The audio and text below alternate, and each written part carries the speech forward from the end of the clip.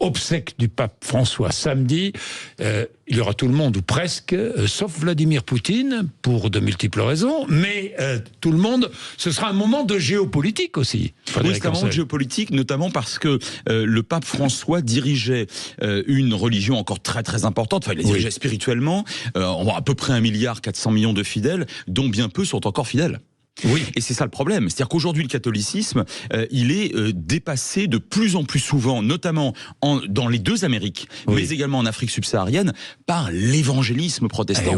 Et ça, on n'en parle pas suffisamment parce que c'est l'un des fameux signaux faibles de géopolitique. Mais prenez le cas des États-Unis, prenez le cas du Brésil, qui ne sont pas des petits pays et qui sont en train littéralement de se convertir à l'évangélisme, avec d'ailleurs toute une série de conséquences géopolitiques très intéressantes. Alors lesquelles Notamment sur le Proche-Orient, parlons-en dès maintenant. Les évangélistes considèrent que le peuple juif est le véhicule en quelque sorte eschatologique, spirituel, choisi par Dieu pour dans l'attente du retour de Jésus de Nazareth, de la parousie. Et par conséquent, la plupart d'entre eux sont soit favorables à Israël, soit très farouchement favorables à Israël, y compris dans sa nature, enfin en tout cas sur ses parties et tendances sionistes religieuses. Ce qui explique peut-être la position américaine actuelle, parce que l'influence évangélique aux États-Unis est forte. Absolument. Frédéric Ancel. J'ai commencé ma thèse de doctorat sur Jérusalem en 93. Il y avait environ 40 millions d'évangéliques aux États-Unis. Il y en a 99 millions.